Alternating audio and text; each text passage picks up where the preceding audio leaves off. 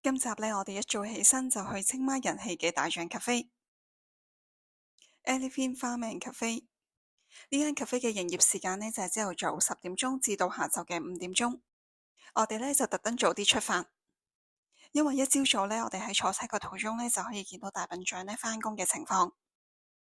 點解呢會話佢係返工呢？就係導遊司機解釋俾我哋知，其實我哋依間去間咖啡店呢，大笨象呢就會喺嗰度開工嘅。所謂嘅開工呢，即係話會陪我哋一齊玩，亦都可以為佢哋自己呢賺返一啲生活費。因為呢養一隻大笨象嘅成本呢，其實呢非常之高嘅。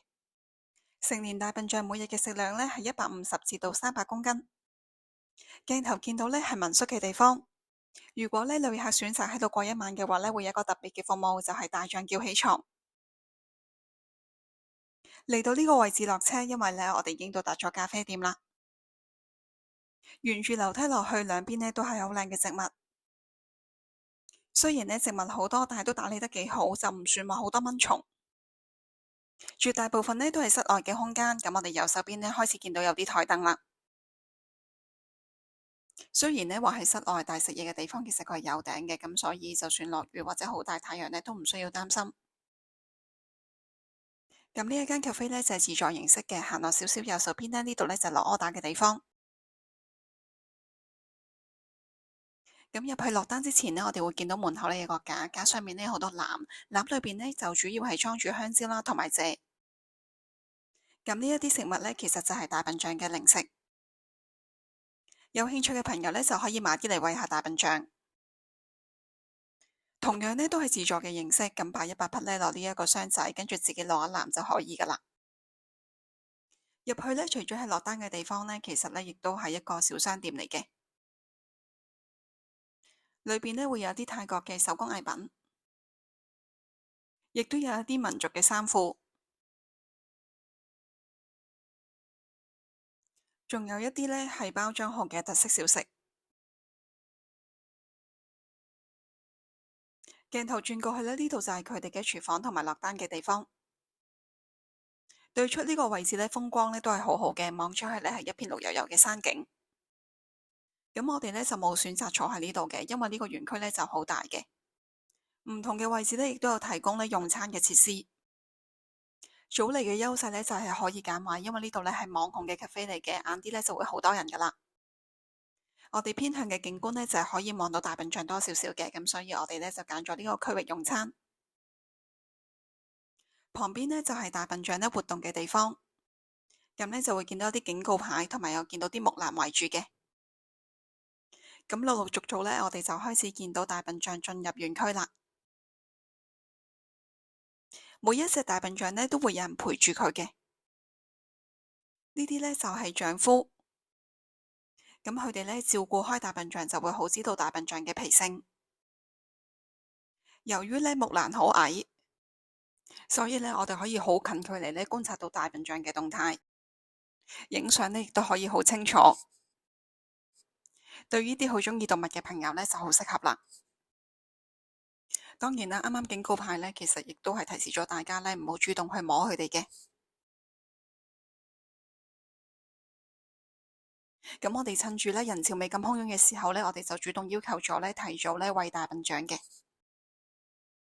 咁我哋剛才呢就放低咗100G，就攞咗呢一籃嘅食物。園區呢設咗呢個高台，就係方便配合翻大笨象嘅高度，我哋可以餵佢。咁大笨象呢見到我哋手揸嘅嘢食呢，都非常之興奮。雖然呢全程都有工作人員陪住，咁但係由於呢個高台係冇欄杆嘅，大家都要注意安全。可以呢踎低同大笨象影相，不過象鼻呢都會有啲口水嘅。咁如果呢佢攬住你同你影相，有機會呢會整污咗啲衫嘅，所以建議大家呢就唔好着咁淺色嘅衫啦。咁呢說時遲那時快呢，我哋嘅嘢食呢已經預備好啦。咁呢一個呢，就係我哋所揀嘅景觀，就係遠遠可以望到大笨象嘅。除咗呢可以買嘢食餵佢哋之外呢，亦都有好多活動呢可以親近大笨象嘅。例如話呢騎大象啦，或者係幫佢哋沖涼嘅。如果呢純粹係只係想入去園區呢同佢哋影相嘅話呢，每一位嘅收費呢就係990G。咁呢啲活動呢都幾受歡迎嘅。咁當日呢都見到有幾個家庭呢就入咗園區同呢啲大笨象一齊玩嘅。咖啡店呢其實就冇限時嘅，但因為我哋之後就 book 咗位食飯，咁所以我哋就逗留咗3個鐘呢就離開啦。呢一間呢，就係我哋預訂咗嘅餐廳，叫做 B Sam Cook。餐廳呢，門外嘅佈置呢，都充滿住呢個泰國風情嘅。門口嘅位置呢，有一個錦鯉魚池。咁我哋呢揀呢間餐廳嘅原因呢，就因為喺 Google Map 嗰度呢見到都幾好 comment 嘅。book 位嘅時候呢，咁職員呢已經有問我哋呢係有冇食物敏感啊，又或者有啲乜嘢係唔食嘅。經過呢條好似少少嘅石路呢，就嚟到我哋嘅座位啦。張台呢好似係一部衣車咁樣嘅，紫色嘅呢係我哋嘅 welcome drink。咁 menu 呢就係有 A 同 B 嘅，我哋就揀咗 A。價錢呢就係1090銖。starter 呢係一個蟹肉芝士卷，就配上食用花。